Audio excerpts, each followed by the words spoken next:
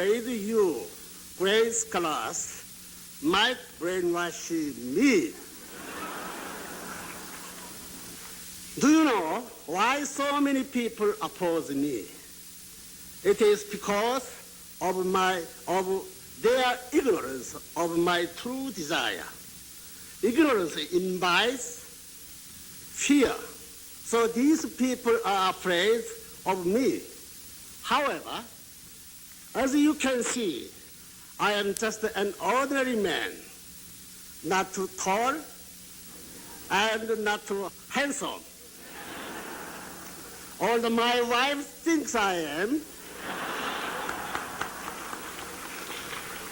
But one thing is certain.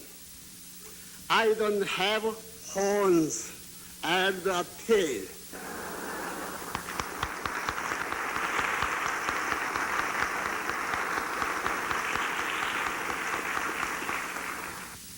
Many people ask me, Reverend Moon, why are you involved with the unity of sciences? You are a minister of God, aren't you? My answer is yes. I am a minister of God. That's why I am interested in this unity of sciences. God is only the oldest preacher, and he is also the number one scientist. That's true.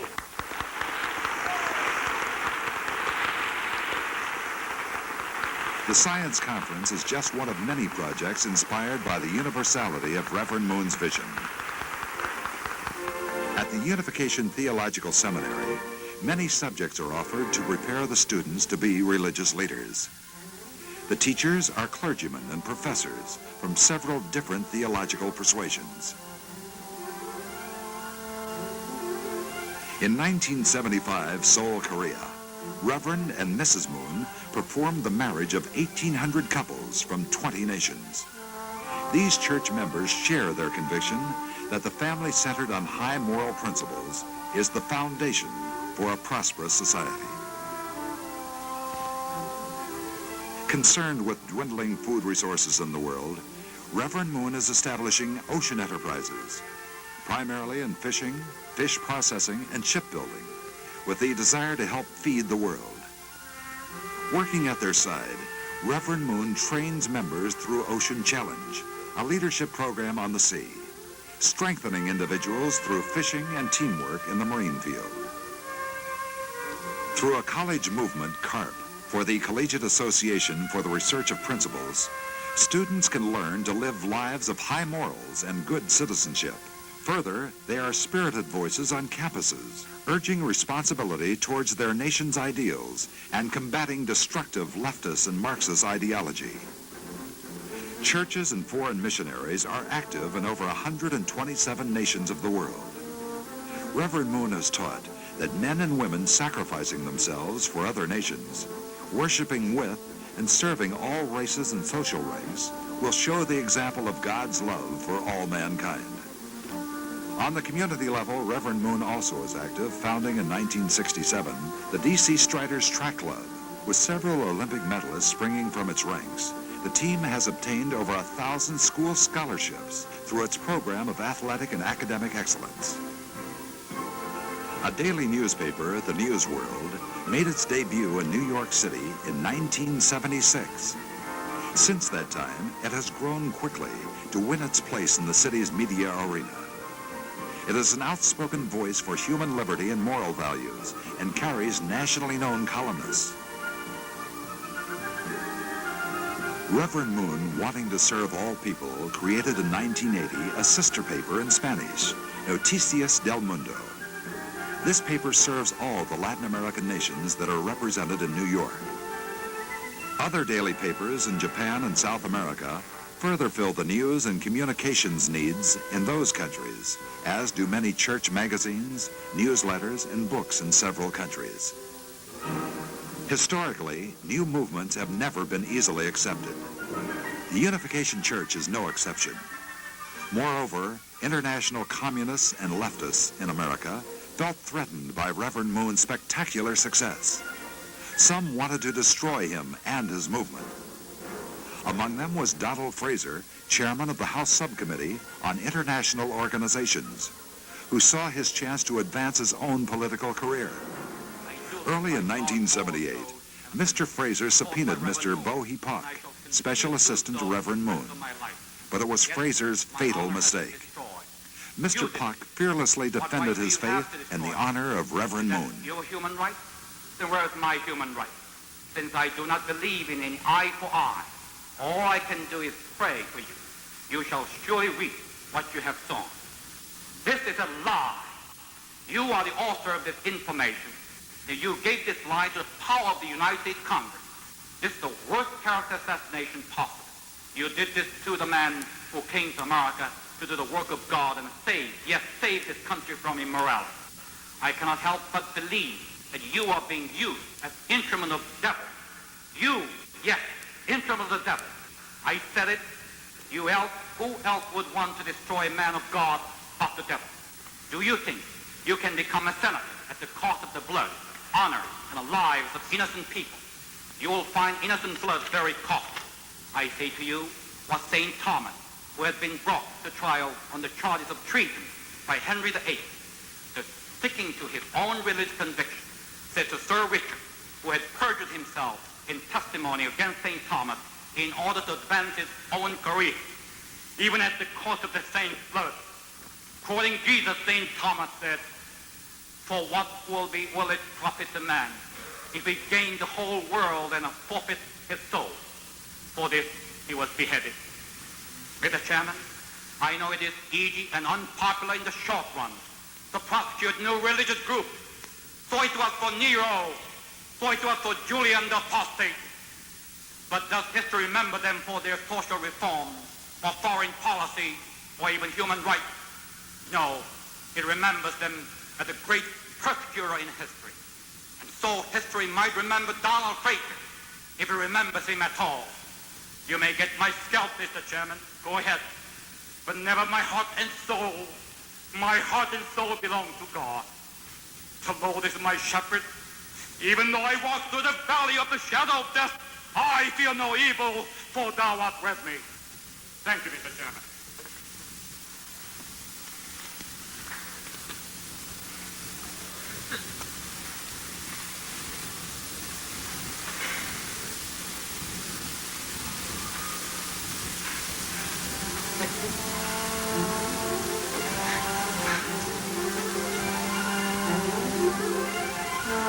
Finally, justice was done. Mr. Fraser, who had abused his power, lost a senatorial primary election. But it was not an ordinary defeat. On election eve, victory seemed imminent. But during the night, a miracle had been quietly in the making. When Fraser woke the next morning, he found he had lost by a small margin. It was an unbelievable upset defeat. Mr. Fraser's attempt to use Reverend Moon and the Unification Church for political gain backfired. In the end, truth prevailed.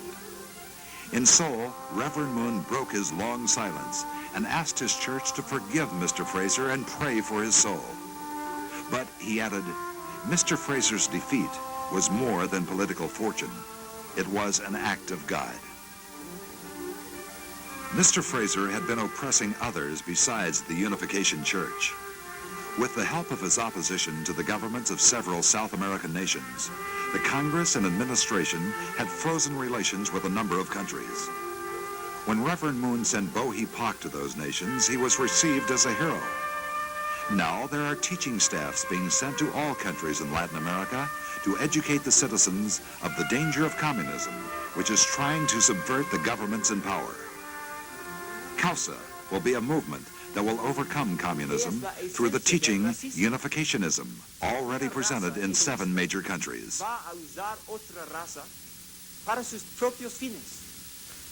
Finally, Reverend Myung Moon, the author and the pioneer of Unificationism, the founder of Causa International, and the one who has led our battle against communism for 30 years, asked me to convey to all of you that his very best wishes and fervent prayers.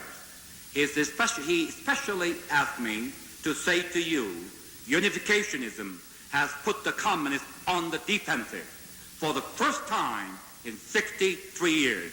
Together, we shall be triumphant. God is on our side.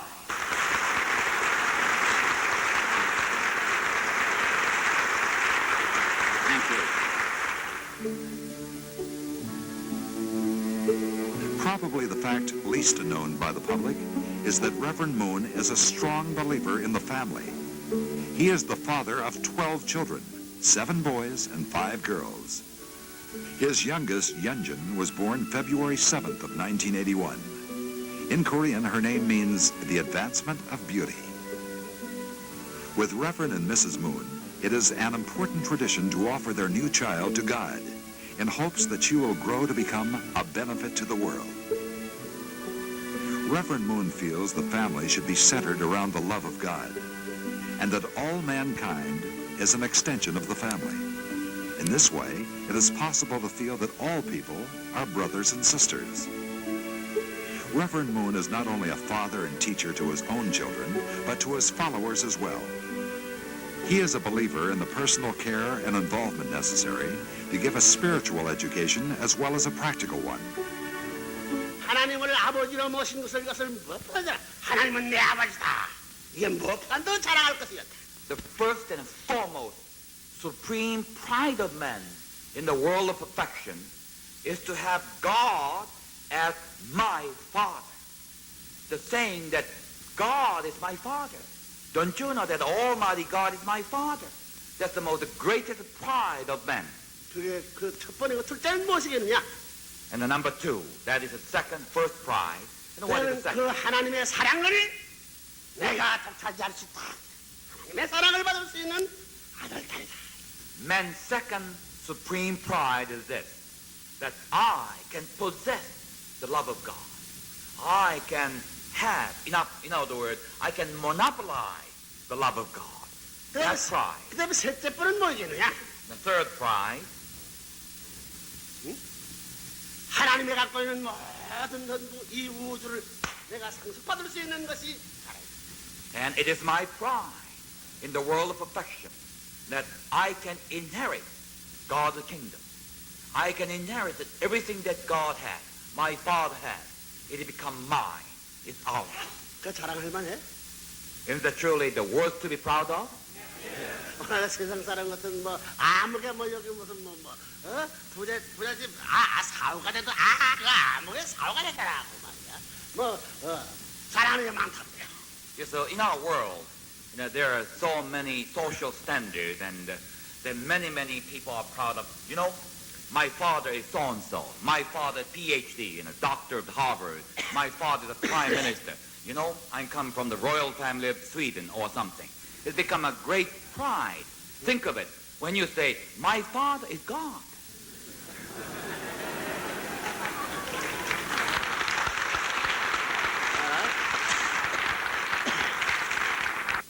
Now, I think Dr. that, Herbert the Richardson. importance of Reverend Moon's whole appeal to youth is that he touches their hearts, what they feel the ideal is, and in a way, therefore, he calls them to reach beyond the very best that people can come to merely by thinking, right? And this is the greatness. I think so much of youth today, their hearts haven't been touched. We can say, their hearts are really touched by quite base things. And the heart can be touched by the ideal. And that's where I think the greatness of Reverend Moon is to be found, in his understanding of the problem of youth.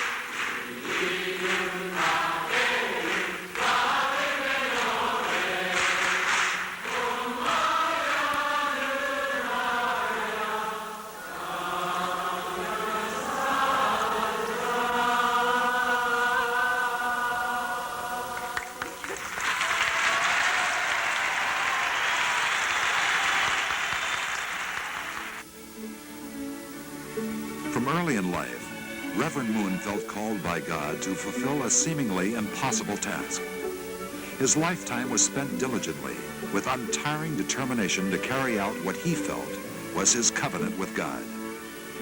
Through a deep longing to see an end to the suffering of mankind, he committed himself to a life of personal sacrifice in order to bring hope and the love of God to others. This love for God and mankind has given him the strength and inspiration to face and overcome tremendous obstacles that have been a part of his life. In the course of his life, he has had to fulfill many roles: as a teacher, a father, a husband, a leader, a prophet, a builder of God's kingdom, and some say a Messiah. If he is a Messiah, it is in the sense that he has tried with all of his heart and soul to carry out the will of God. In this way, Reverend Moon has served as a model for the thousands of men and women around the world who follow him. Through the example of his own life of faith, they have been inspired to embrace a noble ideal and live a life for the love and service of God and mankind.